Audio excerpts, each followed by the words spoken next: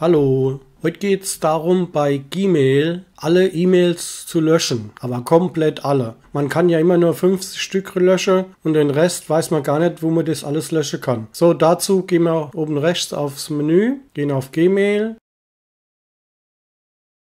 Gehe ich hier auf die linke Seite und wähle aus auf Mehr und dann auf alle E-Mails. Aber vorsichtig, wenn er das macht, ist alles komplett weg. Ihr könnt natürlich einzelne Ordner anklicken, so wie Papierkorb und so weiter. Aber wir gehen jetzt mal auf alle Mails. Hier haben wir jetzt schon diese ganze E-Mails, da könnt ihr rechts sehen, das sind 876. Ich habe aber schon mehr wie 9000 gehabt vorher, wo ich das nicht gewusst habe. Das sammelt sich einfach so wocheweise an. Und jetzt zeige ich euch, wie man das löscht. Da seht ihr hier das kleine Kästchen, wo ich jetzt da mit der Maus drum gehe. So, wenn er dann so ein klein bisschen nach rechts geht, das dritte Kästchen, das ist der kleine Papierkorb. Ich zeige es euch jetzt nochmal an kurz. Wenn ihr da jetzt drauf drückt, dann löscht ihr nur 50 Stück. Macht das jetzt mal. Und da gehen ungefähr nur 50 Stück weg. Wenn ihr dann jetzt wieder rechts schaut, da sind dann nur noch 826. So, jetzt gehen wir wieder auf das Kästchen und tun wir alles markieren, machen das nochmal. So, jetzt haben wir 776.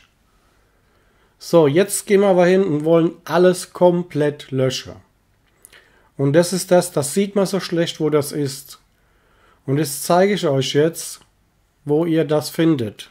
So, wenn ihr da in der Mitte, seht ihr das, wo ich mit der Maus hin und her gehe, da hinten dran steht in blau, alles 776 löschen. Ja. Und das müsst ihr andrücken. Da hinten müsst ihr das andrücken. Also alle Nachrichten auswählen, alle 776 Konversationen löschen. Daraufhin müsst ihr nochmal auf den Papierkorb gehen, da kriegt ihr noch eine Meldung. Alle 670 Konversationen löschen. Dann gehst du auf OK, ganz klar.